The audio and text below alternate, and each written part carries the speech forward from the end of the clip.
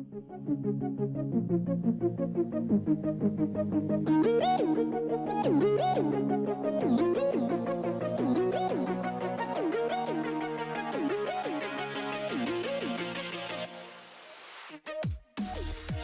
everyone, and welcome back to the Zone Blitz. As always, I'm Vince Miller, joined by my co-host Ashton Overholt. Ashton, how are you doing today? I'm doing great, considering, just someone who's just had their bracket absolutely crushed.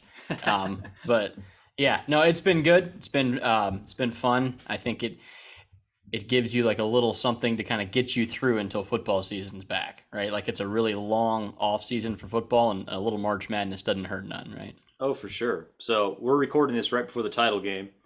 Yeah.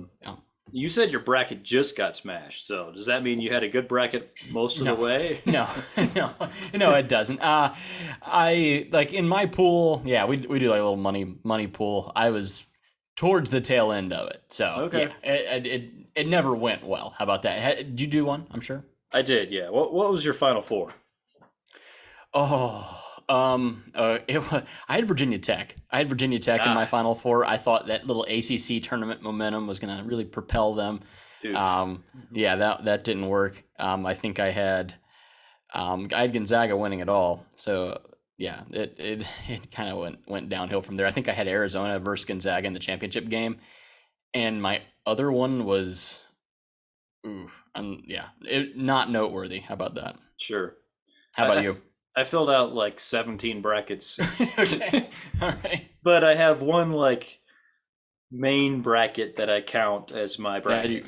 Yeah. So, and that one I had Gonzaga over Villanova. Okay. Had Villanova over Kansas in the Final Four. So I got the matchup right, just not the right result. Wow. That's very good. But that was the only two correct two I had in the Final Four. I did not have North Carolina as an 8 seed making the Final Four, shockingly. Yeah, right. I know. Yeah, I had Gonzaga, Virginia Tech, Arizona, and Auburn. Auburn was the other team there. Yeah. So yeah, kind of a nightmare, a little bit. Sure. All right. Well, college football. Yep. So today we're going to do kind of a state of the program podcast about Alabama.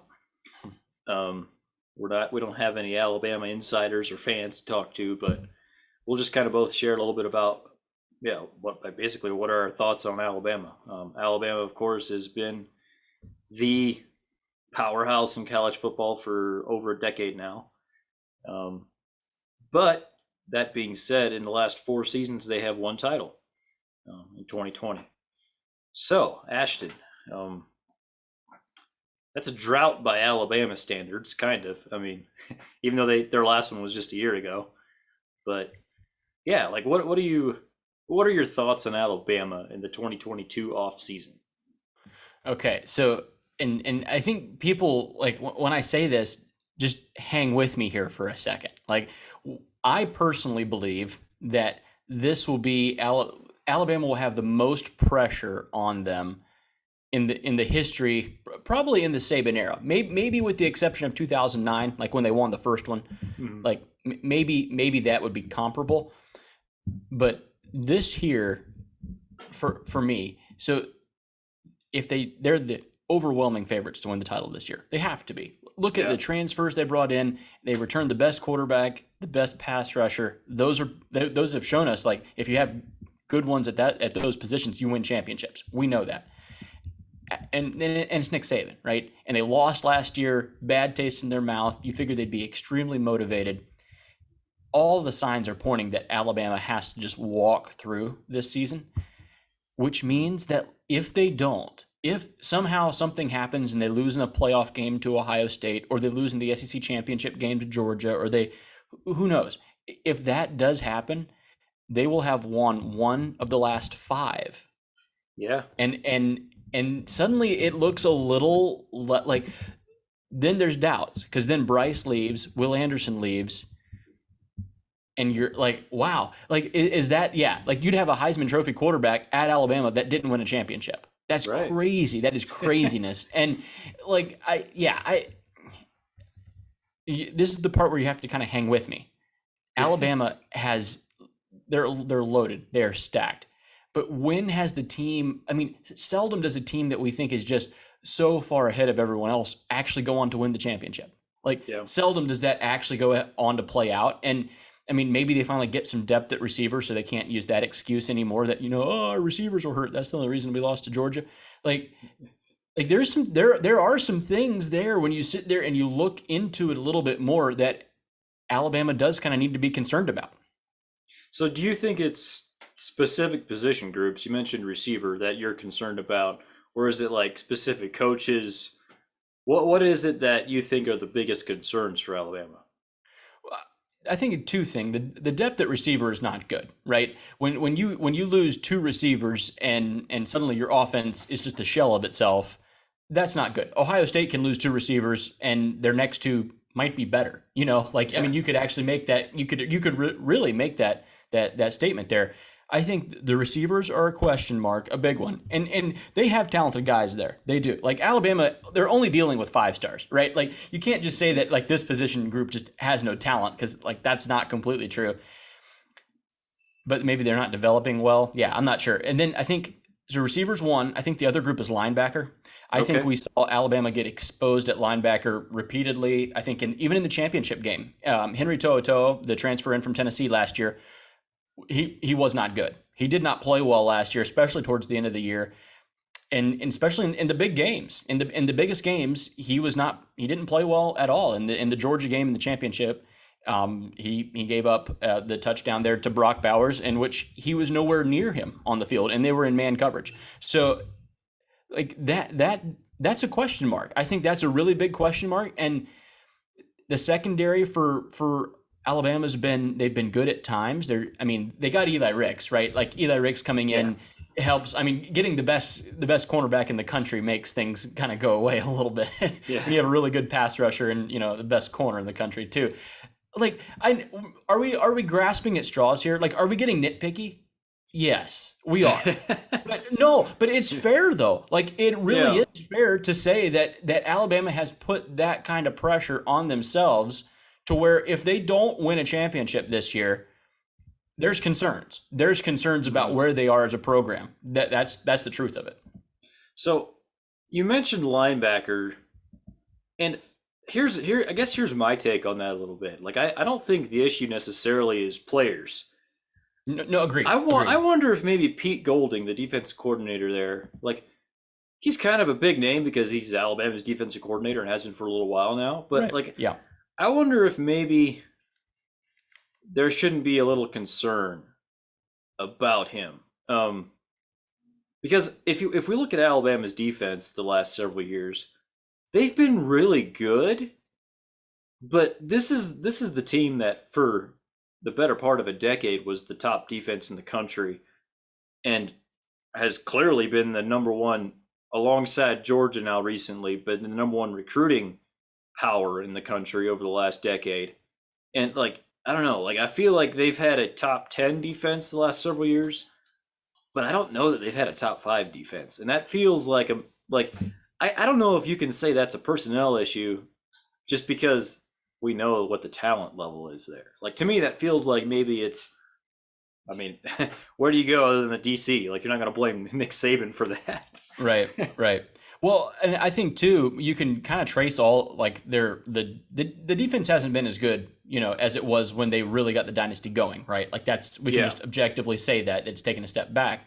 Hmm. But Kirby Smart leaving, I think maybe was a little bit of a bigger deal than what maybe everyone just assumed. Like it just kind of everyone. I think maybe everyone just assumed that we just kind of copy paste, and that's what Alabama does. And on offense, you'd kind of be right. Like you're kind of correct. On defense, it's been much harder. I think in Alabama's losses, we've seen them give up points. Quite a few points, like in Yeah. certain games. In 2018 against Trevor Lawrence was, I mean, just a prime example. Whereas, like Hmm. my goodness, they just can't get him off the field. Even yeah, Zach Calzada and A&M this year, they put up points on a pretty good Alabama defense, right? With some really good players on it. I agree with you. Talent's not the issue. They still recruit at an unbelievable level. There's 5 stars at linebacker. Like there was a backup 5-star that transferred to Arkansas, and he's probably going to be a stud Yeah. for Arkansas. And he Yeah. was their backup. He couldn't get on the field. Like their edge rushers are really good. I just may be concerned about the middle of the defense, safety, and Hmm. linebacker, like that middle linebacker safety, that combo right in there. They seem to be getting beat. Like Yeah. that's where, I mean, they do, like, because they have studs everywhere. And yeah, again, it is almost kind of funny to sit here and kind of get nitpicky, but Kirby Smart leaving, when you have a coach that's doing what Kirby Smart is doing at Georgia right now, and you have that guy on your staff as DC, and you lose him and he goes to your rival, Mhm. that has to make a difference, because I think those guys are really, really hard to replace. I really Sure. do. I think there's only just a couple of those guys in the country, and you happen to have two of them. You had Kirby and Saban in the same staff, and I think that was like, yeah, like that. I think that's for me what created Alabama, and he's had some other good defensive play callers, Mhm. but maybe not just quite that elite level that Kirby is. That's probably where I would leave it. Yes, and just in case anybody wants a little more, I mean, we're kind of saying that they've been a little worse lately. Just to put some numbers to that. So F plus, the advanced stat that includes SP plus and FEI. So SP plus is more play based, FEI is more drive based. So I like F plus because it combines them a little bit. In 2017, when Bama won the title, they had the number one defense in F plus. Since then, they have not been higher than, I think in 2018 they were number 4, and since then they have not been in the top 5. They've been 6, I think, a few times, including last year. And Hmm. like the number 6 defense in the country, that's pretty good. Right. But if you're Alabama, like you expect to be in the top 2. Like I like Jeremy Pruitt, I think also did a pretty good job there. But I wonder if maybe we haven't seen a slight decline, from Smart maybe to Pruitt, and now I wonder if maybe Pete Golding is a bit iffy Well, because and yeah, they had Tosh Lapoy in there at one point too, right, yeah, calling play, and like that didn't go well. That didn't yeah, go well either. No, right, I'm just and that's okay for it to be that way. Like that just makes them human. It's really hard to lose an elite level coach like Kirby Smart. Kirby Smart's proven to be elite at coaching. It's hard to lose that yeah, and still be good. Like that's really sure, tough to do. And like I think we expect so like different. We expect Alabama to be so different. And I may be kind of sitting here this offseason thinking about like if because they're the overwhelming favorite, right, to win the championship. I'm sure hmm, we'll all pick them to win the championship this next year. We should. Like yeah, I will be. I'm assuming you will be as well. And that's as it should be. I'm just saying if they don't, suddenly like that thought just kind of crossed my mind. If they don't, suddenly it looks the narrative is beginning to change a little bit. It is, yeah, and Georgia. I don't think Georgia's going to be as good as Alabama this year. I don't believe that. I think Alabama will be better, but Georgia probably will win the East, and Georgia probably will play Alabama in the SEC championship game. hmm, Georgia's putting themselves in a position to beat them 2 times in a row. I'm not saying they will. They might not. But if they do, they've put themselves in a position that if they do, the narrative has to change there, I think, a little bit. yeah, Suddenly you're looking at a shifting of power there. And yeah, I like suddenly it looks really different when you think of it in that way. Like, whoa, has Saban lost a step? Has he been able to keep up with the changes? Like how's like where has the defense gone? That's been his calling card and his identity for hmm, like most of their dynasty, right? And it's kind of fallen off. So like these are legitimate questions. I don't feel like these are completely unfair. Are they a little nitpicky? Sure. But with Alabama, that's I mean, when you're talking about the elite of the elite teams, yeah. you're allowed to be nitpicky. And It's such a high standard. I mean, and I yeah, should be clear. Like, I'm not saying Pete Golding is a bad defensive coordinator. Like, I think if they had a bad defensive coordinator, that would show. Like, as far as like, okay, so for example, if Brian Van Gorder was Alabama's defensive coordinator, their defense would rank probably in the 30s. Like, okay. literally. Like, Okay. that's the difference that a bad defensive coordinator can make. And so I'm not saying Pete Golding is a bad coordinator, Right. but when you're holding yourself to that standard, where you've been the top program for over a decade, especially defensively, yeah, like you are going to be a little nitpicky. And when you have the number 6 defense in the country with Alabama's talent, that's not quite what you're looking for. Like it's just you, yeah, like it's not quite good enough. And so yeah, like you're totally right. It's nitpicky, But I also agree with you. Like that's kind of what you have to do with Alabama. It is. I think they're going to go up against. I mean, so look at potential matchups for Alabama this year, like teams that they'll struggle with.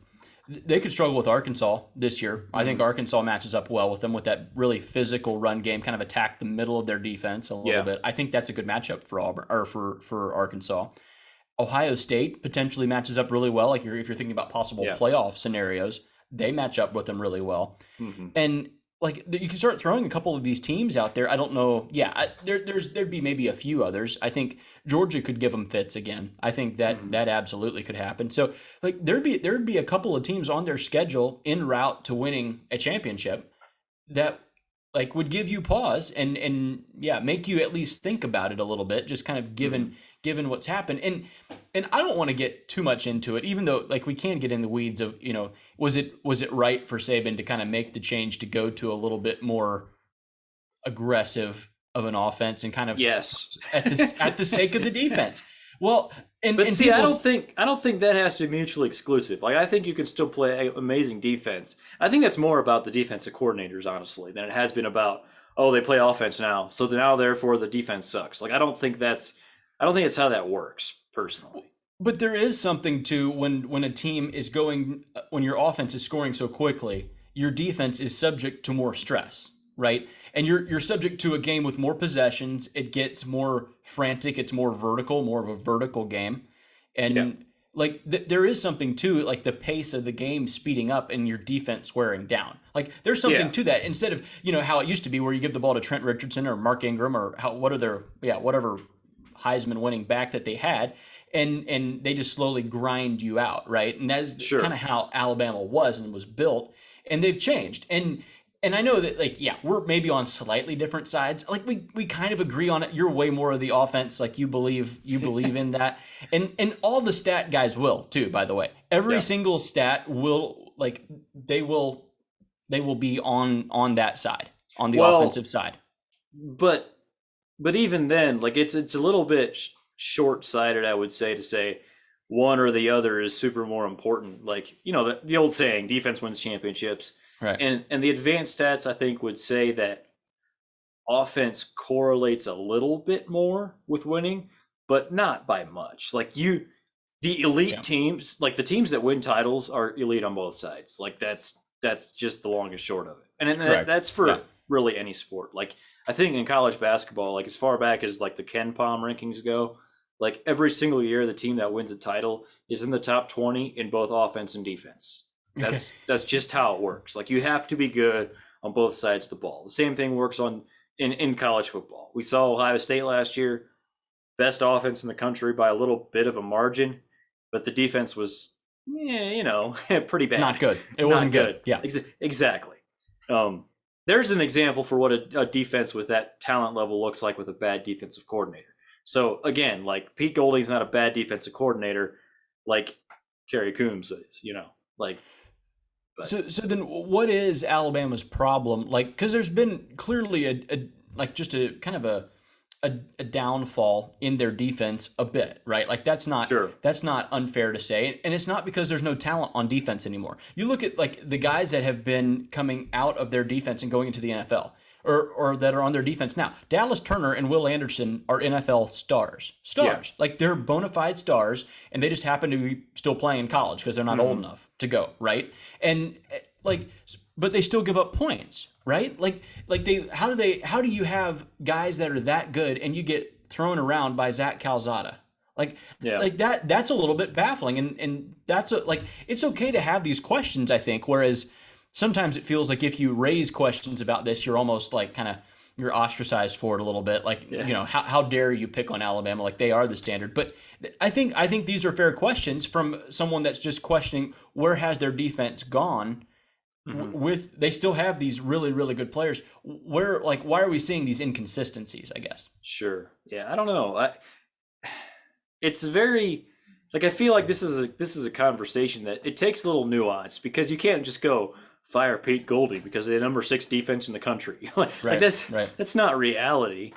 But also like you wonder if maybe they also lost Scott Cochran who had been there Yeah. for a while, and I Yeah. also feel like the last several years, the last 4 or 5 years, there's probably been about 2 guys a year that end up playing for Georgia that back in the day would have played for Alabama. And we've seen Georgia defensively kind of replace Alabama. What Alabama's defense was in the first half of the 2010s has kind of been what Georgia's defense has become, where you have just the dominating line and you have NFL corners and really good safeties, that type. Yeah, just good at every position, really. But obviously, it pretty much starts up front. And I think that's one of the things that Alabama 10 years ago, you could name the guys on their line, Right. and they were first rounders every time. And I feel like, not that that's going away, but DJ Dale's not going to go in the first round. Right. Fedarian Mathis is not going to be a first round pick most likely. Right. It's just like slightly Jordan Davis different. is, you mean? Kind of like Jordan Davis will be. Yeah. Right. Like Georgia's going to most likely have 3 first round defensive linemen this year. Yep. It's just a little different. That's what Alabama used to be. Yeah. No, that's fair. And that is part of it where like Kirby leaving has affected them, right? Like, Yeah. it's not that both are, I mean, they're both rich programs. Neither program has gotten poor, but they're now they're having to share. Alabama's having to share with someone else. Whereas before, no one else could come get those guys. Mm-hmm. Like, just no one else could. No one else could come to Georgia or Florida or Alabama and take, Trevon Walker or, Devontae Wyatt, whatever first rounder, take your pick of whatever first round defensive lineman you want. But no, and like, I think that's fair. And maybe that's what, like, we kind of view the middle of the Alabama defense as a weaker spot. I think Alabama's safeties in recent years, let's just be honest, they haven't been that good. Alabama still has had some good cornerbacks. Like, they just had Pat Surtain, right, that went to the NFL. Was a really good ball player. I mean, Jordan Battle is not he's not what Marlon Humphrey was. He's not what Landon Collins was.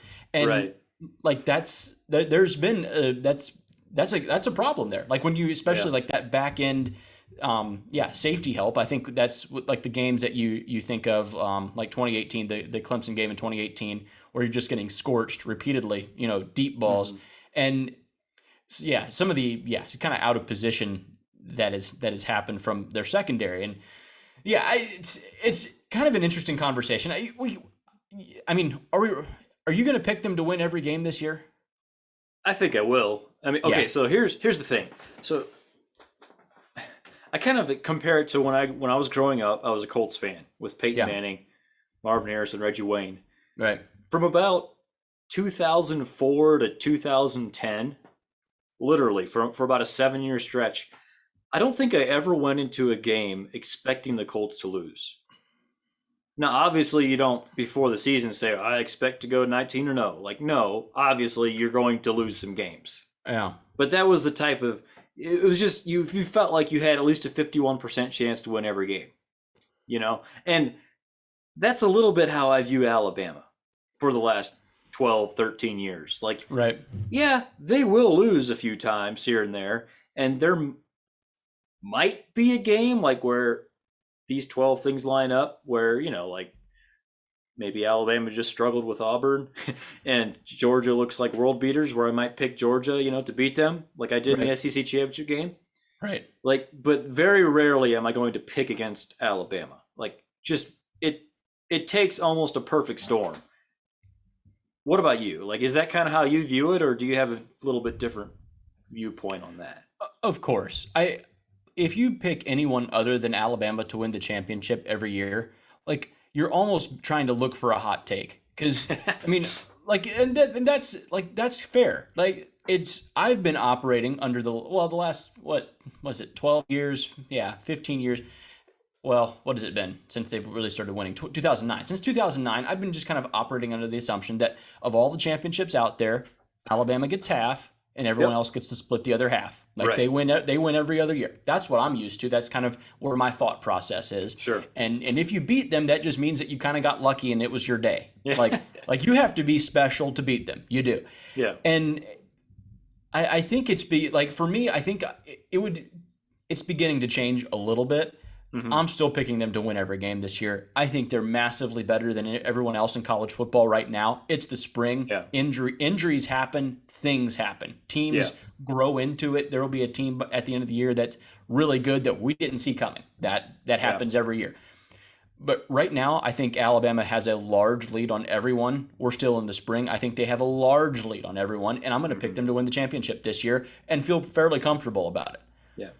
But I will say that it is a concern that like Georgia has definitely closed that gap. That gap is Yeah. probably closer than Alabama fans want to admit. The fact that you're playing a game at a neutral site in Atlanta this year, we're assuming that Georgia wins because their schedule's really easy. We're assuming Alabama wins.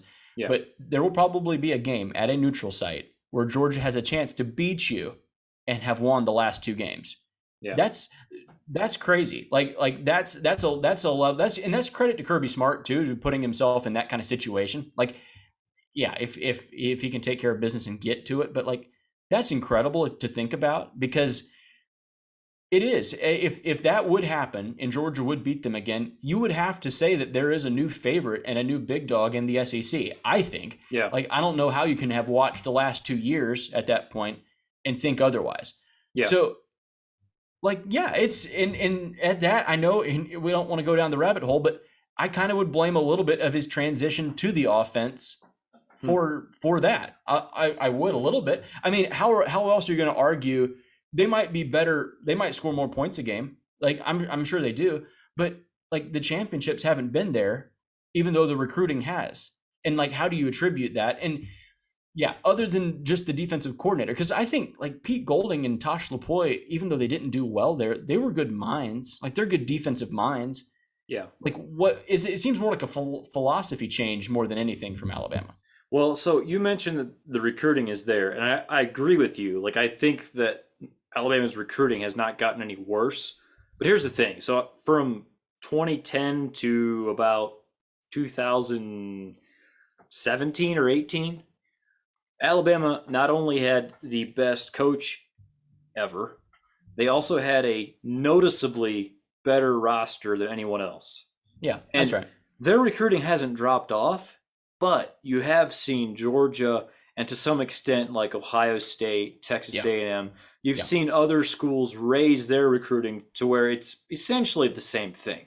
So Alabama might still have the best coach ever. They might still have the best coach in the country, but they don't have far and away the best roster in the country anymore. And I'm not saying anyone has passed them necessarily roster wise, but there's not a gap. Like 5 years ago, the next best roster was probably 90% as good. And now you have a couple rosters that are, Ohio State is probably 96% as good and Georgia is probably tied. Like literally. That's Yeah. what has happened.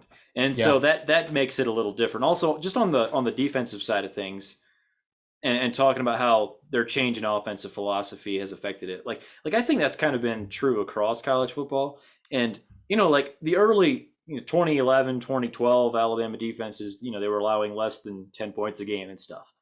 And I guess my thinking on the offensive side of things is and how that affects it. Like you can crank up the offense and get more possessions every game, and you will allow more points because of that.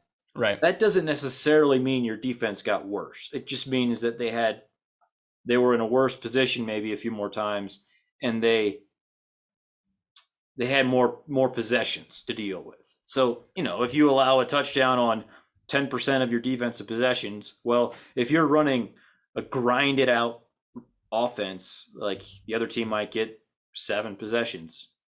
And then if you're running a little more of an up-tempo offense where you're putting points up, the other team's going to get 9 or 10 possessions, and you're going to allow more points.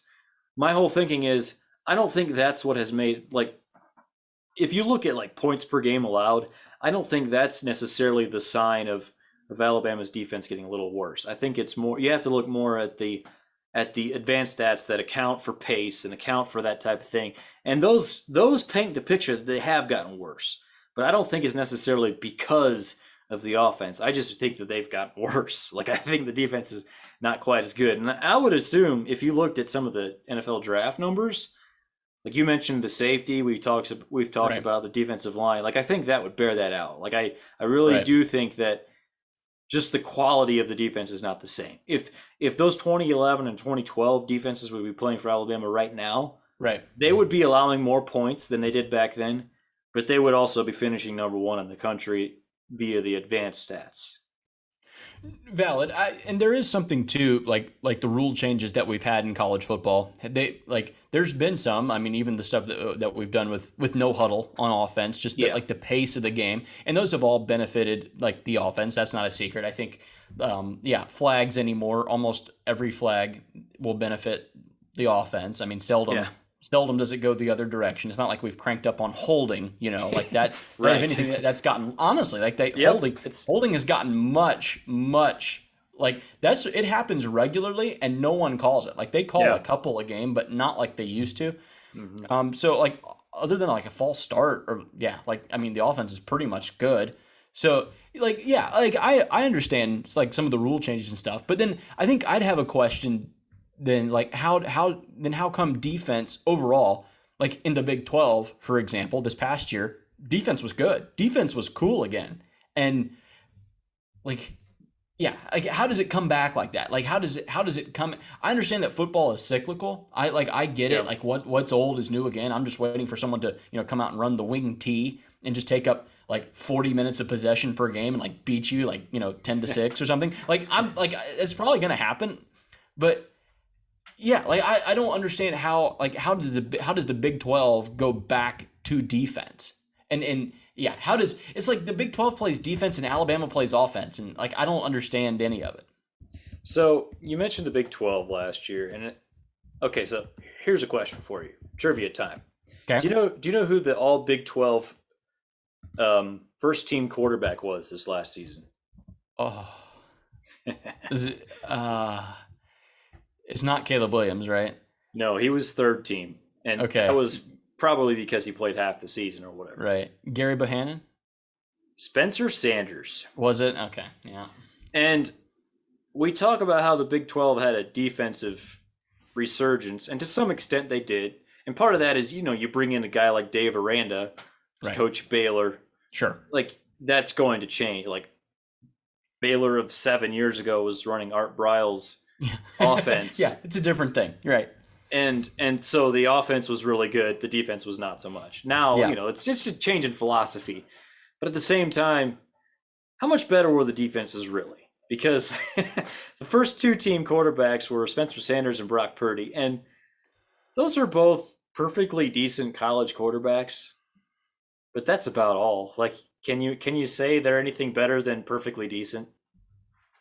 No, that's fair. I understand that. Like, I mean, Caleb Williams was third team. I mean, Caleb Williams will play in the NFL. Hey, Yeah, Spencer Rattler might play in the NFL. Like, he might. there's a possibility. Yeah, no, I get the point overall. I do think like I think that you're gonna have like Quinn Ewers there chucking the ball around for a while. You're gonna have they're gonna get their gunslingers back. Like the Big 12 will have, Mhm. but they'll get them back. I think the days of Colt McCoy and Sam Bradford and Graham Harrell all Yeah, in one year like that's probably gone from the Big 12. right. And yeah, like it's kind of good to see. Like I'm kind of okay with the defenses being good. Like I hate to be Yeah, like the clinger on guy, but if a game's 24-20, I'm kind of there. I'm kind of here for it. Like whereas if a game like it's 56-53, like are we trying? Like are we really trying? And yeah, I understand that there were some, scary good offenses in the Big 12. Like when you had like even Baker Mayfield versus Patrick Mahomes. Go watch the yeah. highlights of that game, That by was the way. insane. That was Baker Mayfield versus Patrick Mahomes. It was, yeah, that one was just bonkers. Mhm. But yeah, I get that, you don't have that anymore. And that's part of the reason why. But like, yeah. And maybe just to tie this all back into Alabama, like, I guess where I'm at with it at Alabama is that even though they are putting up more points, they're not winning more titles. Sure. And that does, at the end of the day, that's what Alabama's judged by. Like, Yeah. whether it's defense or offense, whatever it is, they're judged by, hey, are you bringing a championship home every other year? Because that's what we expect.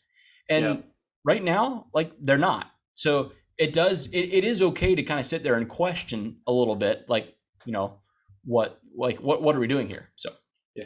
So just on the Alabama big picture side of it, because you kind of brought up the possibility of what if they don't win the title next year? What will that look like? How will that feel? Maybe more importantly, yeah, like, right. and doesn't Freedom. it It'll feel like freedom. That's what it will feel like.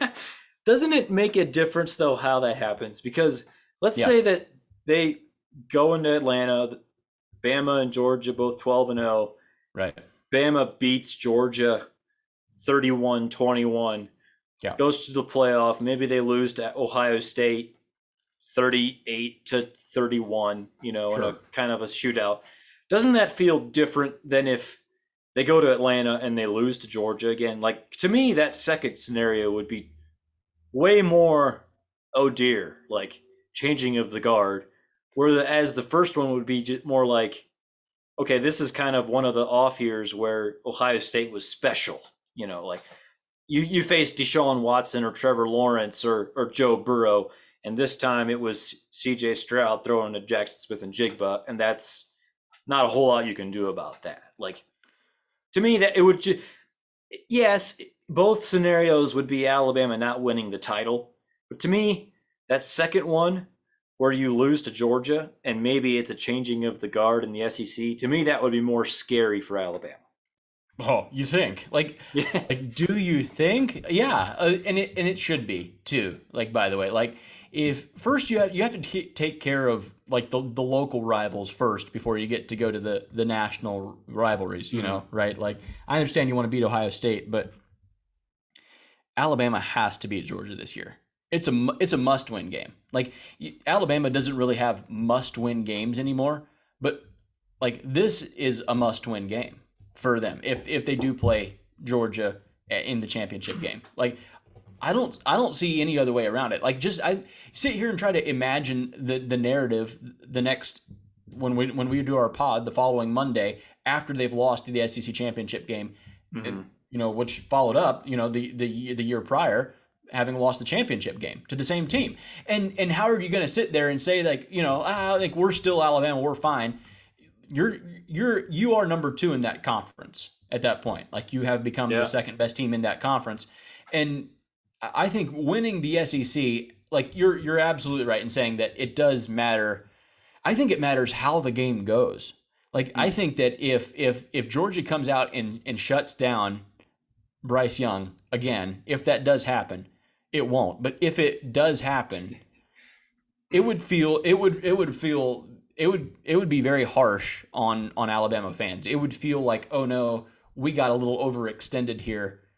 But George is who we were supposed to be. That's who we used to be. George is who we used to be, and we're not that way anymore. We don't have the dominating defense anymore. Mm-hmm. And it's because they have it. Like, they took it from us. And that would feel, I think, like, me personally, I think that would hurt Alabama fans more. I'm a diehard Georgia fan. What do I know about anything about how they feel? But yeah, it's such a high stakes game, and their fans are so spoiled too. To be honest, like, they don't even Yep. go to the playoff games anymore. Like, why go to a playoff game? We don't lose the playoff. We'll just go to the championship next week. Like, Right. it's so ridiculous. Anyway, yeah, the man, that would feel so good, wouldn't it? Imagine having lost again. Like, even if I would rather Notre Dame beat them for a championship. That would be fun. Like, I know I don't really like northern teams that much, but it would be really good to see Notre Dame beat Alabama for. I would actually root for Notre Dame in that game. I would. I think I would too, if fortune Okay. choose. All right. No, I think so. Kind of, it's been a talking point for a while now. Once Saban finally retires, we can get some parity up in here. Right. And if they would lose this year to Georgia, I think that would maybe be a sign that Mm-hmm. maybe parity is here to an extent. Like, and parity it means a different thing in college football than it means in the NFL Right. or whatever. Right. Like, maybe there are 5 or 6 teams now at the top instead of 1. Like, and also it could mean that Georgia is just now at the top tier by themselves. I don't know. Like, we'll see, I guess. But That's too good to think about. I refuse to get that positive. I did want to know, like, so as a Notre Dame fan, how do you feel like watching Georgia beat Alabama in the championship game when Ringo picks the ball off and runs it back for touchdown? What's going through your mind? I know your wife's a Georgia fan. Yeah. Like there was probably some noise being made, but like where is a like a kind of a just overall disinterested, like you're just disinterested in Alabama, like most people were just like kind of ready for them to kind of go away as like stop winning Yeah. everything already. Where's your headspace at when that happens, when they lose?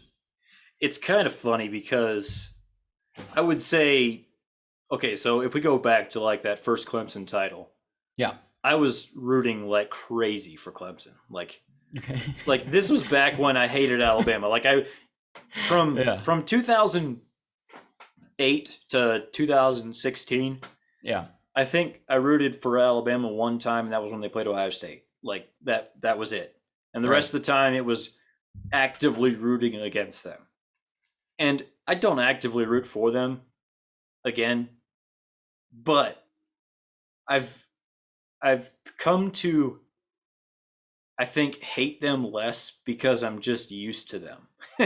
Yeah. Like it's no longer a surprise. Like, oh, Bama's going to win the title this year. Oh well, that's normal, Right. And so like, okay, the 2018 title, Clemson beat Notre Dame in the playoff to Right. go to the Yep. title game, Yep. and I wanted Clemson to win, and I was happy the way that they kind of crushed Alabama.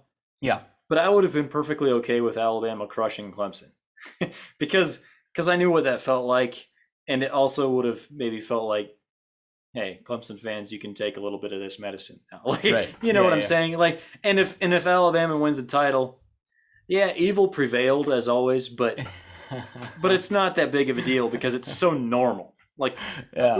we've become numb to it. Yeah, If no, that that's fair. I think it was also like in 2018, like the Clemson fans were so insufferable. Like Yeah. it was like, okay, they deserved a season like last year, and that season felt really good for me. Yeah, just to Clemson fans they're just as bad as anyone as far as suddenly they think that they ruled they actually thought they were better than Alabama. That was funny. Remember when they thought that they were like we've overtaken them? That was right after 2018. Yeah, it's quite the time, I think, to be a Clemson fan. Oh man. Hate to see it. Hate Hey, to see it. they've been spoiled now for a while, so it's Yeah. okay. Yeah. No, it is. You're not wrong. Hey, by the way, I'm just here scrolling through. Like you bring up Brian Van Gorder all the time. Like Yeah. you just do It's not like him pain, at all. man. It's pain. Yeah, I'm just looking up his Wikipedia page. He's coached everywhere. He Oh, has for coached sure. everywhere. He's coached the Jaguar. He was Georgia's coach twice, two times. He Yeah. was the coordinator for them. He actually came back and did some assistant work. Like Mhm. then he was the DC at Notre Dame for a couple of years. He was your linebacker Yeah. coach. He coached for the Jets, Auburn, the Falcons twice, Georgia Southern, the Jaguars. Yeah, wow, been everywhere. And I don't think he was good at any place, was he? But not that I know of. Okay. But that the 2015 Notre Dame team, going to that season, they had like 18 returning starters, yeah, yeah, and they had the number 6 offense in the country per F plus, which is the best I've ever seen as a Notre Dame fan. right. And their defense just chock full of NFL guys. I mean, we're Mm-hmm. talking everywhere. Mm-hmm. Number 39 in the country. Really? Number 39 with top 5 talent that year. Was that like Jalen Smith and all those guys? Yep. Yeah. Yep. Jalen Smith, Sheldon Day. Yeah. Just I can't. I don't even want to think about all the names, but like almost every position on defense, I think, was NFL guys. You know how painful like the NFL Combine would have been for me had Georgia lost the championship game. Yeah. You sit there and you watch like N'Kobe Dean and you watch Jordan Davis fly around at that size, and it's like we lost. Like we had all this and we lost. Like we'll never get there again. But Yeah. I think it does also say something to how loaded you have to be Yeah. to compete at the high levels. Yes. You have to have backups that are future NFL stars. Mhm. That's just the truth of it. You have to have backups that seldom get to play, but when they go to the NFL, they will shine. Yep. That's where it's at. Looking back at like the 2019 LSU Alabama game, For me, that's the greatest game in college football history that I've ever Insane. watched. That game is crazy, and the more those kids play in the NFL, the more you realize how absolutely ridiculous it was. Like, Yeah. look at all the quarterbacks in the AFC, like Patrick Mahomes. You look at like the big name after big name, but no, Joe Burrow won it all. Like Yeah. Joe Burrow won the AFC this year, and him and Jamar Chase just went and had a special year. And Yeah. Justin Jefferson, Clyde Edwards-Helaire, and the Alabama team that they beat, by the way, like had really good players everywhere too.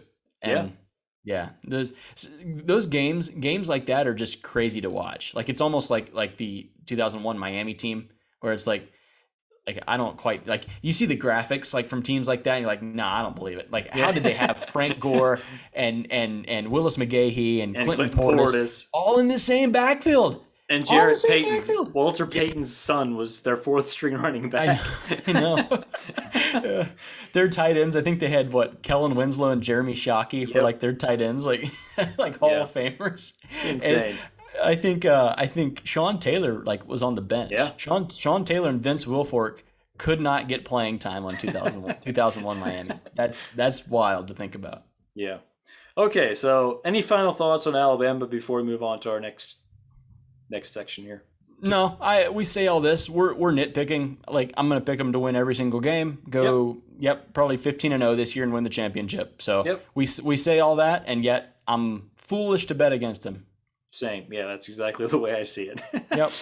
Okay, so let's talk a little bit about the first-year coaches. We've talked about them a lot, but kind of specifically the ones that were just hired, right? The ones that were just hired. So and the main 7 that we've been talking about, you can throw Brent Pry in if you want to from Virginia Tech. We don't care. The main 7, of course, are Lincoln Riley, Brian Kelly, Marcus Freeman, Brent Venables, Billy Napier, Mario Cristobal, and Dan Lanning. Yeah. So I guess kind of two-pronged question here. Number one, what have you been hearing about what they've been doing so far in their first off season? And well, let's go with that one first. Have you been hearing things about the job they've been doing so far? So we graded all of these hires, right? Yes. Like we graded them like right as they were announced, pretty much, right? Because this was probably the biggest coaching mix-up in an offseason that I've ever been alive for. It's crazy. When you have playoff teams or potential playoff teams that their coaches are leaving, like that doesn't even compute. That doesn't make sense. So this first off, it was a huge year. And everyone just jumped right in and graded the coaching and graded the hires and like, well, he's good and that one was bad. And that one was good and that one was bad. Yeah.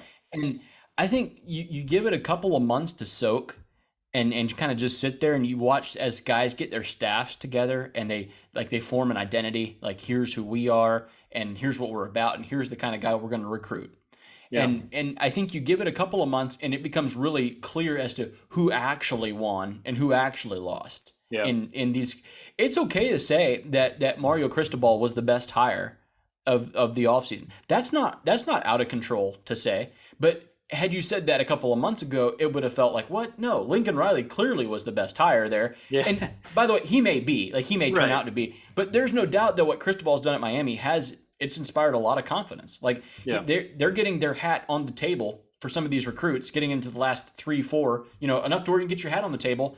For guys that they had no business getting, like being anywhere close to getting, and that matters. Like that's the first step in it. And I think like that's kind of what you're looking at now is to seeing who really has assembled a really good group of assistants. Yeah. And has established an identity.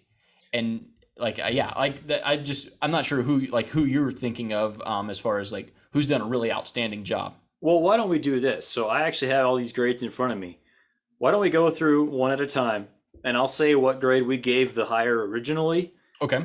And then if you want to change that grade, like 5 years from now, looking back, what will we think this hire was? Right. Like just based on, 3 months of off-season work or whatever, things you've been hearing. If you want to tweak it, go ahead and share what your new grade might be. So the first one, Billy Napier to Florida, we both gave this one a B+.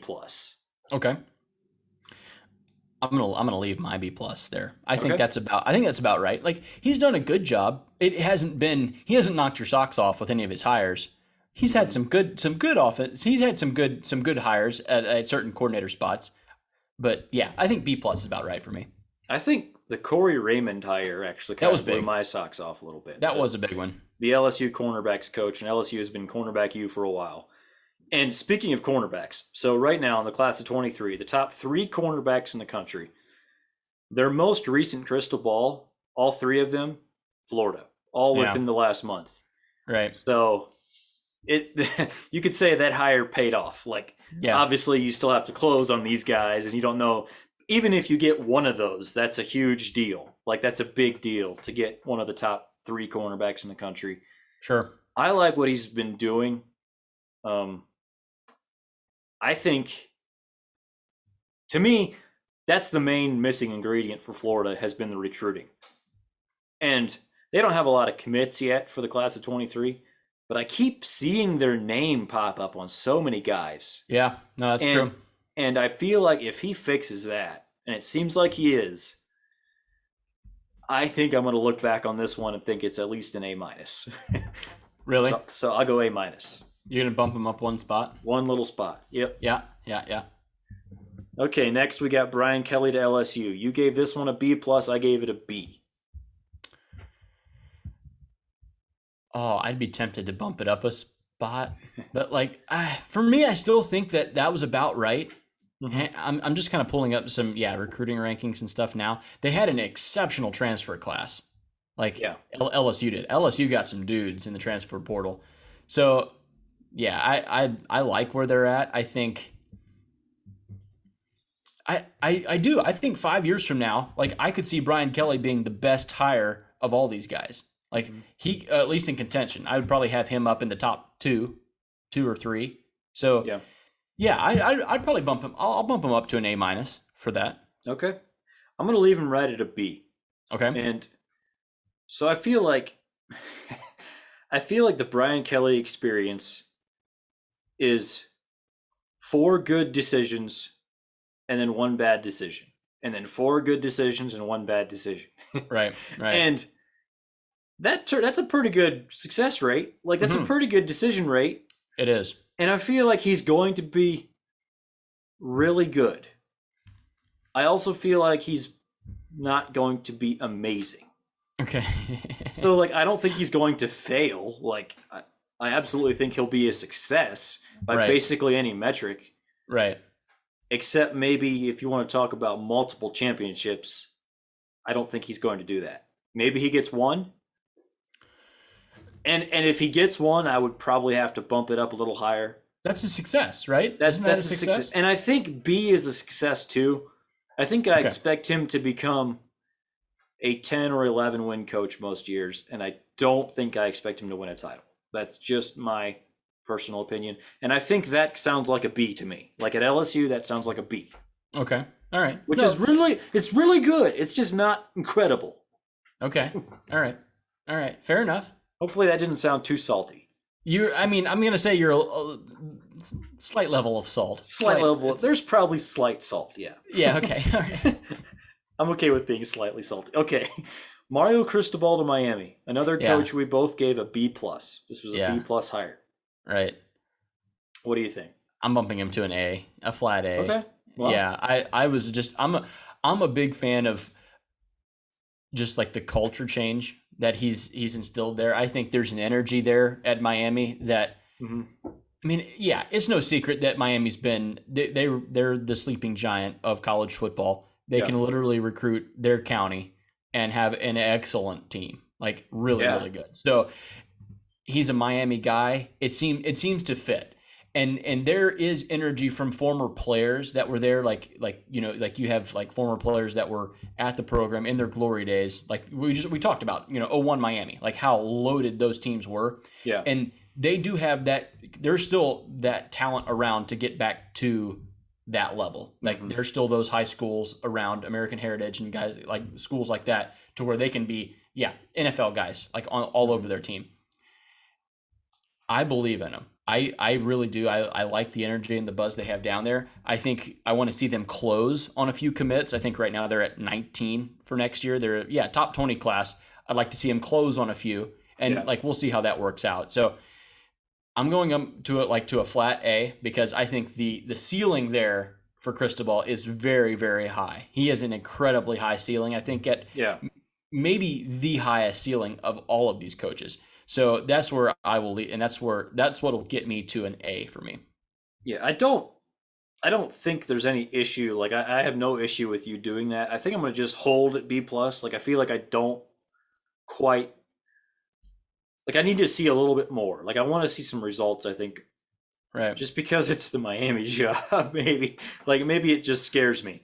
Um, but I guess it's interesting that I bumped Napier up to an A minus and you bumped Cristobal up to an A. Like I feel like, does that mean that 5 years from now you think that Miami will be the number one school in Florida, and I think that Florida will be the number one school in Florida? I mean, that is kind of like that's the thing, right? Like only Yeah, one of these guys is going to be able to pull in all the Florida kids. yeah, Like one of them is going to end up snowballing this thing and getting a big mhm, lead on the other guy, and the other guy's eventually going to flame out. Is kind yeah, of what it feels like. And so, who do you trust more? yeah. And for me, I think I've seen more from Cristobal. And I think I Okay, like his hires better, and maybe okay, that's why I'm going with it. I think they have Josh Gaddis. Like I think Josh mhm, Gaddis did a really good job at Michigan's past year. I thought they were creative and innovative, and you're able to hire like he won the Broyles Award for the best assistant. yeah, It might have been a little undeserving. Probably should have went to Dan Lanning or someone, but he won it anyway. And yeah, like that matters when you can go get the best assistant in football mhm, and hire him away. I think like when you have the ability to do that, like I believe in you at that point. yeah. I think I'm just betting that I think Napier has a slightly easier road to get there. Like I just Oh, okay. I, How? I mean, he and doesn't. He has to play in. Look where he has to play. He has to play in the SEC. right, I'm not saying that maybe has. I don't think he has an easier road to maybe winning the most games, but I think he's going to have a slightly better roster. Like you mentioned the SEC, when it comes to recruiting, that's actually a positive. Like, and I think that 5 years from now, Florida will have a top 6 or 7 roster, and Miami will probably have a top 10 roster. And then you'll have Florida State with the top 20 roster. Like I think it's impossible for all three major Florida schools to be up at the same time. Agreed. But Agreed. I think 1 3/4 of them can be up. Okay. Yeah. Like I Okay. All think right. one of these can be up, and the other one, like I think Miami, again, like Cristobal, I gave a B plus, which is a really good grade. Like Right. I think he will definitely improve them to the best level they've been at since 2002. Like So you are taking Napier over. Like you would be ranking Napier above Cristobal, though. I think I think so. And part of it is probably just because I don't know, like Cristobal's offenses at Oregon they just left a little bit to be desired. He had Justin Okay. Herbert, and they just weren't quite like I don't know. Like Do you want to know his coordinators? Like this is Cristobal's coordinators. okay, go ahead. Like we'll just go. Okay, so we talked about Josh Gaddis, right? At OC, he just won the Yeah, Broyles Award. His right. his defensive coordinator is going to be Kevin Steele, right? Yeah. Stud. That's a stud hire. He's potentially being joined by Charlie Strong, right? That's Okay. a really good hire. He hired Jamel Adai, Georgia's defensive backs coach from this past year, Right. lured him away. That's a good hire. Like so, some of these guys, like man, and then you look at like you just go through like some of Napier's guys, and they were like a little underwhelming. Like Okay. it was okay to say that. I mean, even some of like the Florida fans were like, these guys are no name. That doesn't mean that they're not going to become someone. Just that they're not yet. And you know Yeah. what you have a little bit more with Napier or sorry with Sure. Cristobal, and Napier's a little bit more the unproven quantity. Yeah, that's fair. I guess I would kind of view Gaddis and Steele like those to me are also B plus hires. Like they're really good. Hmm. But I almost feel like they're more name recognition than actual home run hire. Like I don't know. Like and that's probably unfair. And I feel like we spent too much time talking about the different nuances because I feel like these are both going to work out. Like I really think Right. Napier and Cristobal are both going to work out really well. Really? Okay. I All think right. so. Should we go to the next one then? Yes. The next one is Marcus Freeman to Notre Dame. You gave him a C plus, and I gave him an A. Definitely our biggest difference. Yeah. he's really impressed on the recruiting trail. Like he is real. They currently have the number one class for 2023. He's done a really good job. I have to come up from C. Was it C plus? Did I give him a C C plus? Yeah. I think I would probably go up to a flat B for now, with the potential to go higher. Yeah, he's done an incredible job on the trail. There's no doubt. Like it will be fun. I think the actual where rubber meets the road will be like, how is he as an in-game coach? Because Sure. it's okay to, like, we haven't seen that before, so it's okay to kind of still have a question about that. Yeah. But yeah, I feel like I was wrong on him and that he's impressed significantly. Yeah. I think maybe this is part of why I'm a little more down on Kelly than you are.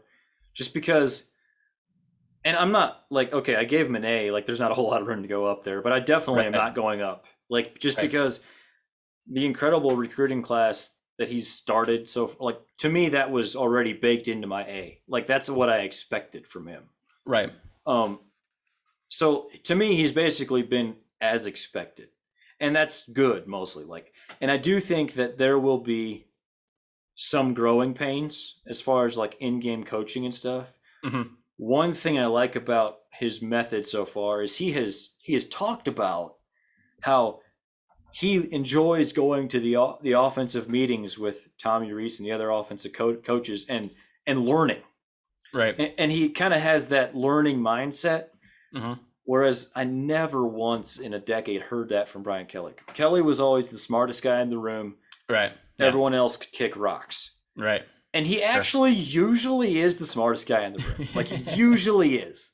Yeah. The problem is when you're competing with Nick Saban and Dabo Sweeney and Kirby Smart, like you're no longer the smartest guy in the room. Valid. And I there's just something I like about Freeman. It's a little different. Yeah, he's probably not. I would expect him to be a worse in-game coach than Brian Kelly in year one. Mm-hmm. Like I fully expect him to make a few decisions that are like, I don't know about that, man. Sure. But I think if we're talking about a 5-year progression, he's going to get better. And I feel like he has that mindset where he is willing to get better instead of saying, I have it figured out. I'm not worried about getting any better. Like I think he has that mindset where he will get better. And I do think that Notre Dame will have a top 6 roster in college football 5 years from now, which is not something that has been the case in 30 years. Sure. Yeah. No. Understand. He has impressed, no doubt. Yeah. Okay. Brent Venables to Oklahoma. Oh yeah. You gave this one an A-. I gave it an even A. Thoughts now? Oh, this one's tough. Like, I gave it an A-. Yeah. I think okay. There's a world where I can absolutely see Oklahoma coming out and blitzing everyone and winning the Big 12. Mm-hmm. But I think I'm going to downgrade it to a B+. Okay. I think I'm going to take it slightly down. I expected maybe a little bit more from Oklahoma right away. He did a really good job of consolidating his class and still finishing. I think they finished 8th last year, and he didn't have any time to put it together. That's impressive. Right. There's no question. Looking forward, yeah, I don't know. This one's really tricky for me. I view this one as really tricky, and just because it's really tricky, I don't want to have him as an A. So I'm going to go down to a B+, just because I feel a little less certain now than I did then. Sure.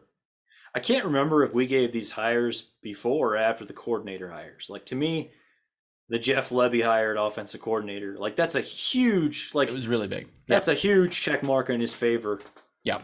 I gave it a straight A, which I'm surprised I did. Like that feels a little high. Like I'm kind of like, it scares me, but I also like, I feel like that could actually work out. Like that could be. And if this hire was made 3 years ago, wouldn't we all be like slam dunk? Like, and I think that was part of my thought process originally.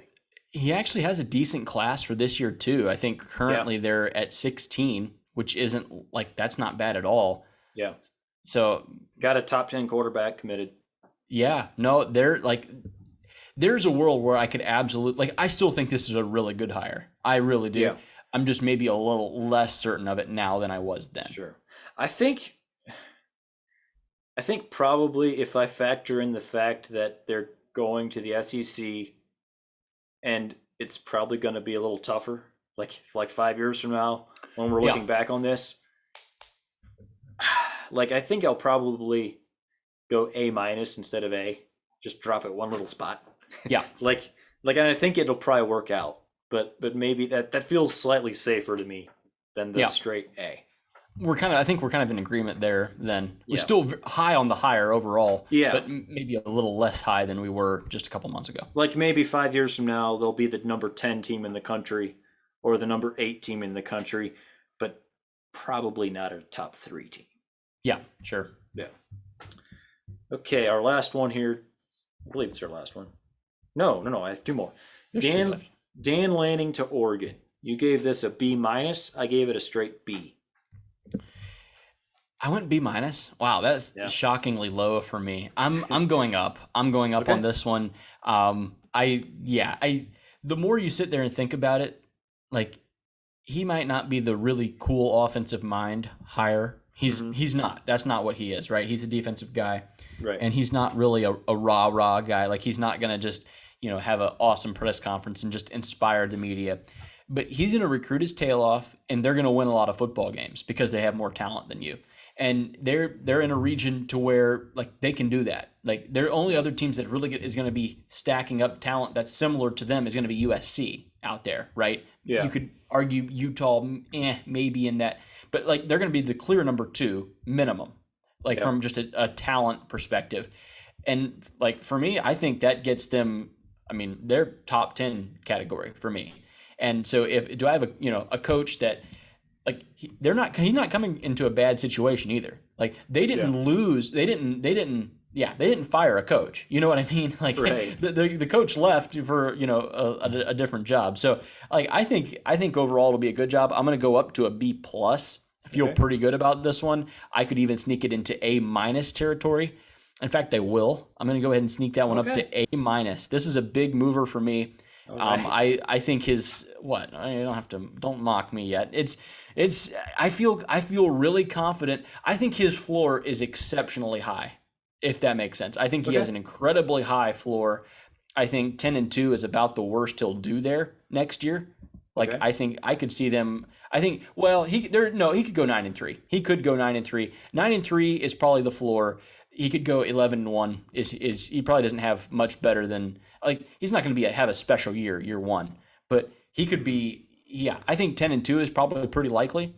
And like, dude, at that, that's a material for me. So I'm going up to A minus for Dan Lanning. Okay, I'm gonna hold it a B. I think if they had actually gotten Nico to commit, they were close. They were the favorite there for about a week. Yeah. Like I do think maybe I would bump it a little bit. I'm a little worried. Obviously, he's never been the head coach before, but I've given other coordinators like Venables and Freeman. I have A's. Did I drop that? Yeah, I dropped Venables to an A minus. But anyway, so it's not that alone. I don't know that I quite trust him. I think I trust him to be a really good recruiter. I don't think I trust him to have top 7 classes. And again, that's kind of nitpicky. So but That's fair. That's fair. I mean, we can be nitpicky. That's fine. I think it'll probably work out. I'm not 100% convinced it will. Which to me, B feels about right. Like I feel like 5 years from now, Oregon will probably be the second best team in the Pac-12. Right. But they won't be competing for titles. That's kind of my point. Fair enough. Okay. Our last one, Lincoln Riley to USC. This was kind of the biggest one. Like this was the one that was shockwaves. Right. You gave this a B. I gave this an A. What about now? I'm holding it B. Okay. I haven't seen. Had he had a few more commits, had he been able to pull a few more guys in last class or even this class yet, it's been a rock fight for him. Like it hasn't just fallen into place out there. and he's still going to get his guys, right? Like he got Malachi Nelson. Like he's still going to have his dudes there. But I guess maybe my argument is kind of the same as it was when he got hired. He had those anyway at Oklahoma. He had guys. He had Baker Mayfield. He had Kyler Murray. He had dudes. He had Jalen Hurts. Like these are NFL starters, and yeah, didn't win a playoff game. Has not won a playoff game. So I'm just I guess my thing is they're not going to be very good on defense at USC for a while. They don't have depth there.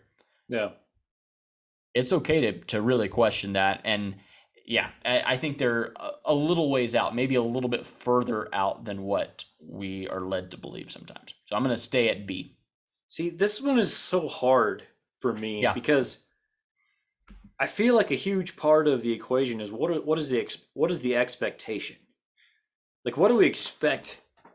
Because USC hasn't they've been pretty, I don't know, like above average for a while, like with some bad seasons thrown in there, like this last year, 4 wins or whatever, like right. And if in the next 5 years, if they go 50 and 13, 52 and 13, what will that be? A B? Will that be an A because that's so much better than what they were before? Or is that like, man, they made one playoff and they lost by 20, and so this is a B minus, C plus? Like, would that be that bad? Like, you'd have to give that at least a B, right? Yeah. No, I think it's hard to judge Lincoln like what is success for Lincoln, because playoff appearances weren't a success for him, right? Like we view, like he viewed it as, I made a bunch of playoffs, but I wasn't really competitive in those games, so I dipped, and I think maybe my thing is I don't think you're going to find much better at USC.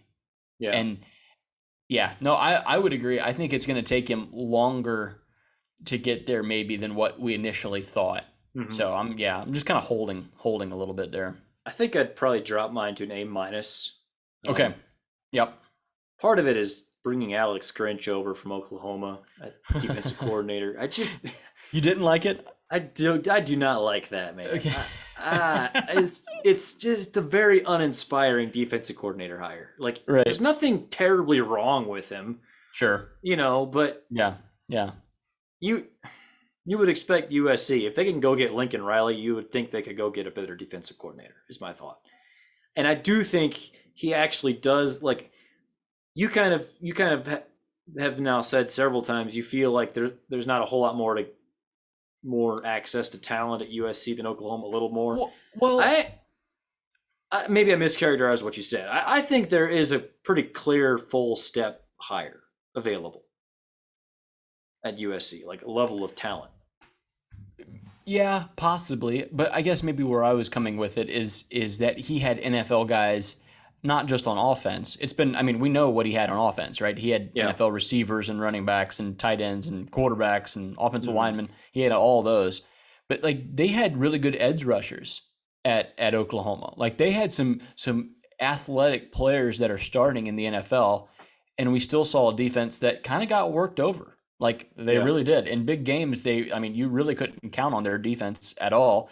And I think that's just kind of more of the same at USC. Like I think he'd need to build more depth. Had he hired Kevin Steele instead of Alex Grinch as the DC, I would feel better. Had he hired there's a ton of different names out there, but had he made a better defensive coordinator hire, I would feel much better about their future. How about that? I would feel better if he had hired Jeremy Pruitt or somebody. Okay, well, all right. If you insist. Yeah. Anyway, so I guess, did I say I go down? I said I go down to A minus. I think my prediction is probably that I'll say they lose 15 games in the next 5 years and make one playoff. Okay. And lose their first game in the playoff.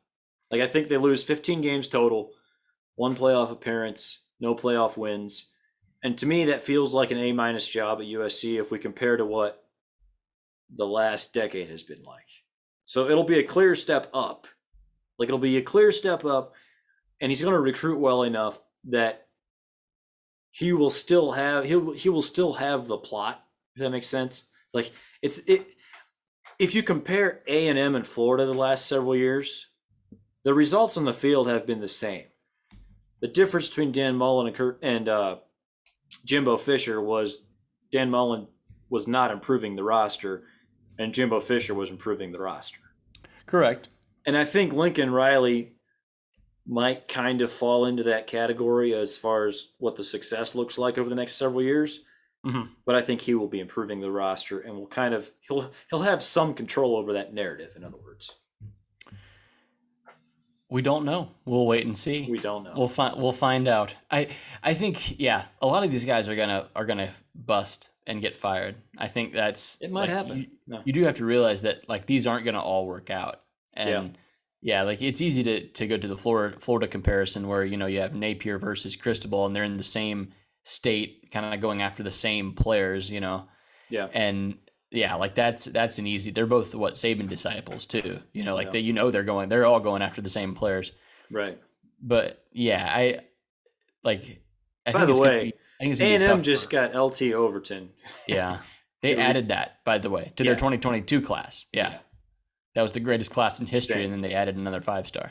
Yeah. So at the beginning of this segment, I kind of teased two different questions related to this subject of first-year coaches. The second one is simply, which one of these first-year coaches wins the title first? Oh, no. Okay. And I realize I'm not holding you to this. Like, this is kind of a crapshoot, like, honestly. Yeah. Like, theoretically, I almost said almost all 7 of them could do it.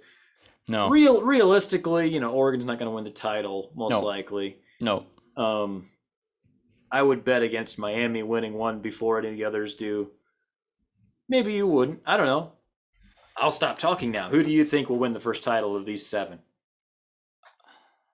You want to say Cristobal, don't you? I so badly.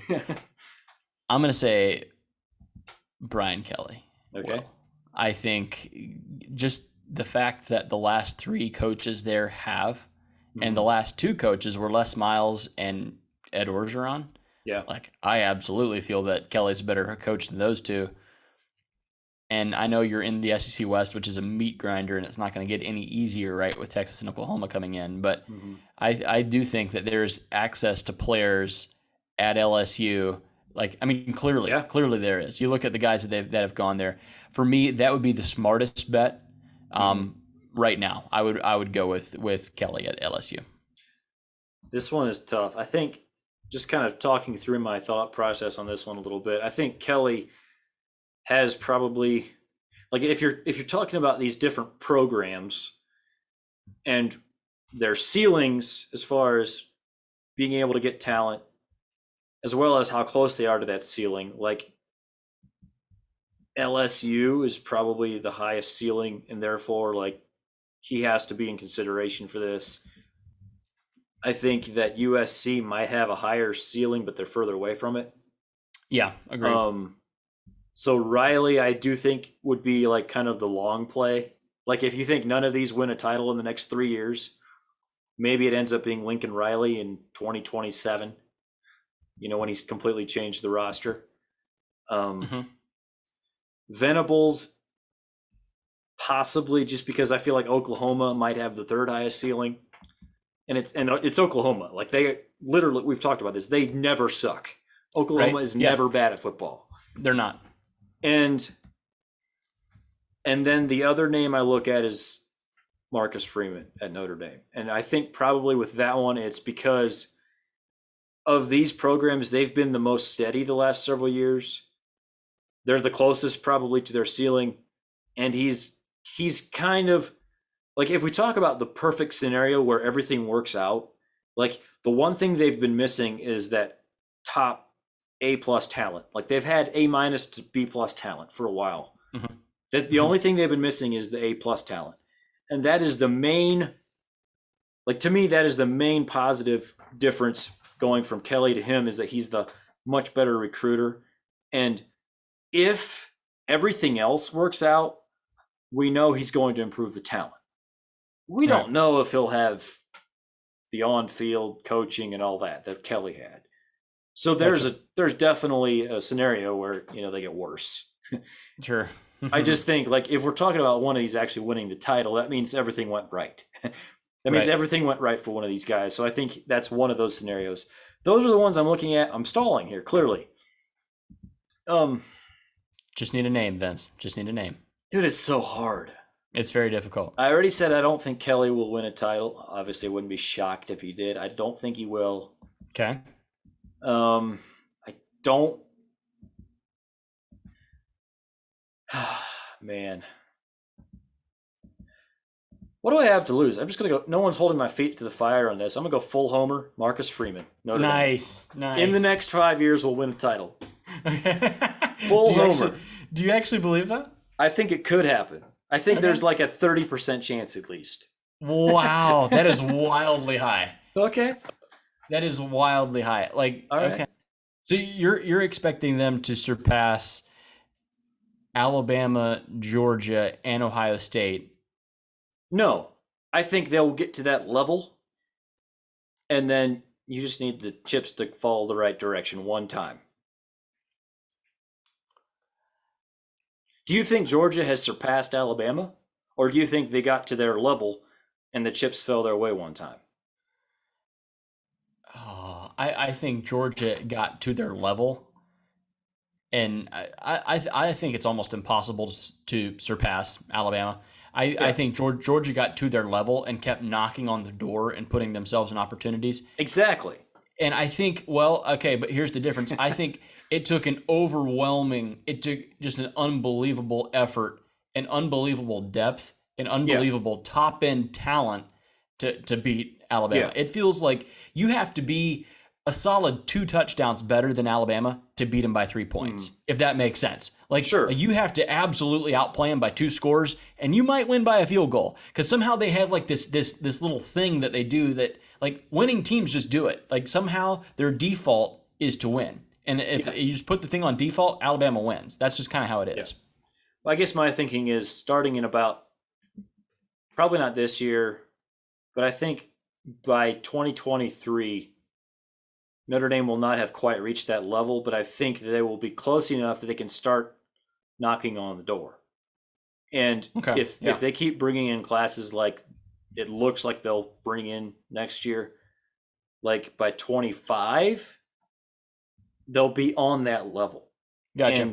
And one of the things about Notre Dame is that I do think it's a little less of a football factory, which means you have 3-and-out players. You have your Kyle Hamiltons. But I wonder if maybe the difference, like 1 year, is that 3 extra guys decide that they want that degree, so they stick around an extra year when they don't have to. And like maybe, I'm not saying I'm predicting any of this to happen. I just think it has a better chance of happening than the average fan would think. Okay. Fair enough. They've been close. Like, they've had multiple playoff appearances. Yeah. How many schools can brag about that? Not many. So, not even that far off of it this year, really. Right. They finished 5th in the final playoff rankings. Yeah. They needed Georgia to freaking beat Alabama the first time.